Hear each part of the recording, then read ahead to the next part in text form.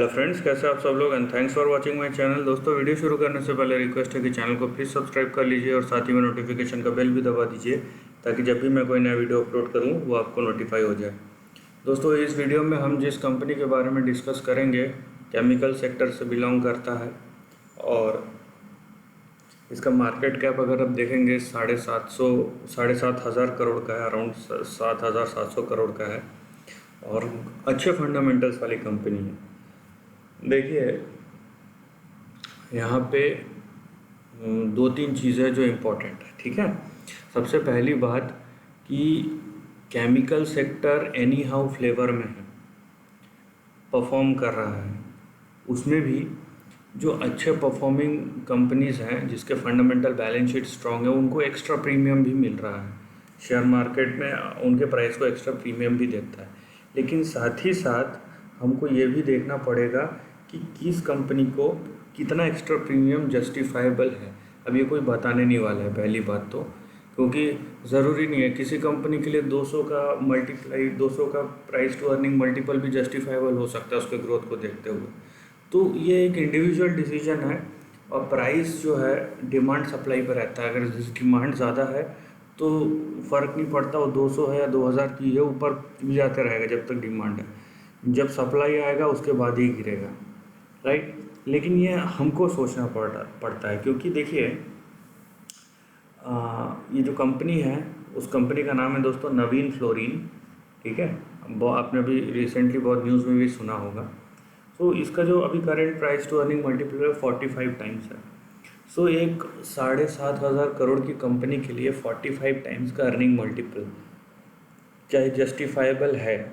यहाँ पे सवाल है, क्या ये जस्टिफाइबल है? फंडामेंटल अच्छे हो सकता है, हमको पता नहीं कि जो दे रहा है उतना मल्टीपल जी, अगर कोई ख़रीदने को तैयार है उसको लगता होगा भाई अच्छा शेयर है।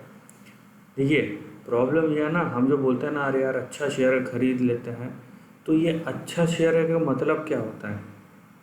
नॉर्मली लोगों का अच्छा शेयर का मतलब होता है जिसका भाव ऊपर जा रहा है वो अच्छा शेयर है। लेकिन अगर कोई फंडामेंटल एनालिस्ट इसको देखेगा तो उसका अच्छा शेयर का मतलब ये होगा कि उसका भाव जो है, वैल्यू जो है, उसको रिजनेबल लगना चाहिए प्राइस के साथ साथ, ठीक है। प्राइस और वैल्यू दोनों उसको रीजनेबल मिलने चाहिए। तो वो वैल्यू को भी फाइंड आउट करेंगे कि क्या मेरे को इतना देना जस्टिफाइबल है या मैं दूसरा अपॉर्चुनिटी देखूं। तो ये एक बड़ा सवाल इसमें रहेगा, क्योंकि 45 टाइम्स के पी में अगर आप 7,500 करोड़ के मार्केट कैप में अगर केमिकल सेक्टर में आपको कोई दूसरा कंपनी मिल रहा है जो वही फंडामेंटल्स पे या उससे अच्छे फंडामेंटल्स पे या उससे थोड़े कम में भी अगर है तो भी, लेकिन इसका पी अगर इससे कम है वैल्यूएशन में, तो जाहिर सी बात है हमारे पास ऑप्शन खुले हुए हैं स्टिल, क्योंकि हम यहाँ पे इस कंपनी के बारे में डिस्कस कर रहे हैं तो हमें इस कंपनी के स्पेसिफिक्स के बारे में बोलना है और देखना है कि ये कंपनी किस तरीके से परफॉर्म करेगा। लेकिन वैल्यूएशन का जो है वो हमेशा आपके दिमाग में रहना चाहिए, राइट। और ये इंडिविजुअल है, कोई आपको बताने नहीं वाला कि इतना ज़्यादा है और इतना कम है, वो आपको लगना चाहिए। तो देखिए यहाँ पे ये जो है ये अच्छा खासा टाइम स्पेंड किया है, ठीक है। ये जो है ये अच्छा खासा, यहाँ पे देखिए एक ट्रायंगल का फॉर्मेशन बन रहा है यहाँ पे। सो ये एक अच्छा खासा टाइम स्पेंड किया कंसोलिडेशन में और करेक्शन में, ये देखिए, ठीक है। सो ये 2004 से ये रेंज शुरू होता है और ब्रेकआउट होता है यहाँ पे 2014 में। तो ये 10 साल का रेंज है जो ब्रेकआउट हुआ है। तो आप अगर यहाँ से लेते हैं, यहाँ से 2013 से यहाँ तक, तो ये 5000% का रिटर्न है।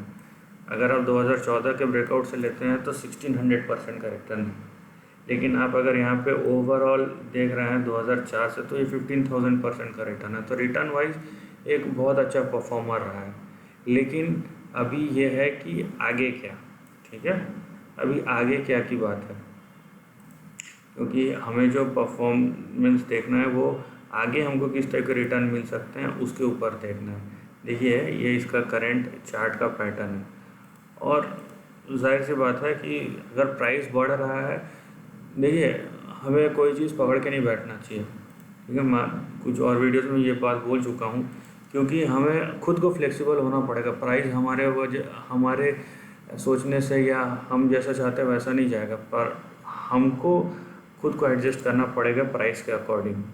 सो ये बहुत बड़ा फ़र्क है, और यहाँ पे बहुत लोग फेल हो जाते हैं। ये सुनने में भले ही आसान बात लगे, लेकिन जब इम्प्लीमेंट करने का टाइम रहता है ना, बहुत मुश्किल होता है, बहुत मुश्किल होता है। मैं सही बता रहा हूँ आपको।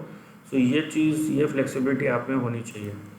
नाउ ये जो करेंट ट्रेंड दिख रहा है आपको, ऐसा कुछ दिख रहा है यहाँ पे, राइट। और ये बहुत स्टीप प्राइस है, और ये कहाँ तक जाता है ये तो टाइम ही बताएगा, लेकिन ये बहुत स्टीप प्राइस है यहाँ पे। सो यहाँ पे ये चैनल के बाहर अगर गिरता है तो ये ट्रेंड पूरा ख़राब हो जाएगा, ठीक है। डाउन ट्रेंड या कंसोलिडेशन जो भी हो, ट्रेंड नेगेटिव हो जाएगा। देखिए ये यहाँ पे इसका सपोर्ट ले लिया था, ये आपका 540, ये यहाँ पे सपोर्ट लिया था। ये यहाँ पे मैं आपको दिखा रहा हूँ, यहाँ पे एक और कंसोलिडेशन लेवल है, ये देखिए ये एक कंसोलिडेशन लेवल है, जिसके ब्रेकआउट के बाद शेयर प्राइस ऊपर गया। तो अभी देखिए आपका जो सपोर्ट है ना, वो ये वाला लाइन है, ठीक है। अभी ये सपोर्ट यहाँ पे देखिए 1100 से लेके यहाँ पे 4000 के बीच पे है। मैं ये 1100 से 4000 के बीच में, मैं ऐसा क्यों बोल रहा हूँ, क्योंकि ये लॉन्ग टर्म चार्ट है। और ये अगर मैं बोल रहा हूँ कि ऊपर जाएगा, अब कहाँ पे टकराएगा, यहाँ टकराएगा, यहाँ टकराएगा, वो मेरे को नहीं पता, इसीलिए मैं ये रेंज के बारे में बात कर रहा हूँ। और ऊपर जो आपको रेंज दिख रहा है, जिस तरीके का मोमेंटम है, ऊपर जो रेंज दिख रहा है आपको, जो ऊपर का टारगेट है या रेजिस्टेंस बोल लीजिए, ये टारगेट लाइन या रेजिस्टेंस लाइन दोनों साइमल्टेनियस ही है। ये 3800 से यहाँ पे 3800 से 15000 के बीच में दिखता है यहाँ पे, ठीक है। सो ये बड़े टारगेट्स हैं, टाइम फ्रेम भी बड़ा ही होगा, जाहिर सी बात है, एक साल के अंदर नहीं होने वाला है। सो टाइम फ्रेम भी इसका बड़ा ही होगा। और मेरे क्योंकि देखिए यहाँ पे जो मूव आया है वो किस तरीके का है, ये यहाँ तक आया है। इनफैक्ट उसका बाद कंसोलिडेट हुआ, करेक्ट नहीं हुआ है। सो ये है आपका 1400 डेज़ का। सो इसके बाद अगर ब्रेकआउट आया है यहाँ से, तो मैं अगर यहाँ पे 1400 डेज़ लूँ तो ये जाता है आपका अराउंड 2023-24 के पास आसपास।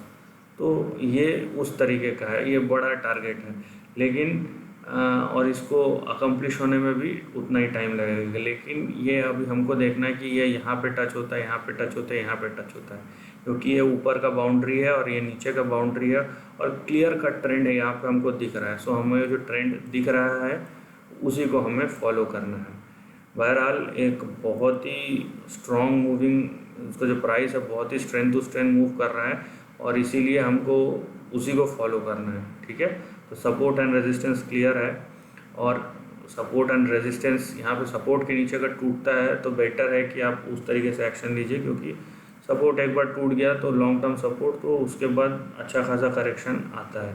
लेकिन वो बात की बात है, अभी जो दिख रहा है वो है upside and price moving on the upside, और बहुत स्ट्रेंथ टू स्ट्रेंथ मूव कर रहा है, तो हमें उस पर ध्यान देना है। This is the end of the video दोस्तों। वीडियो पसंद आया तो लाइक और शेयर कीजिए, थॉट्स कमेंट सेक्शन में लिख के बताइए, एंड ऐसे ही नए कंटेंट के लिए चैनल को प्लीज़ सब्सक्राइब कीजिए। Lastly, take care of your family and friends.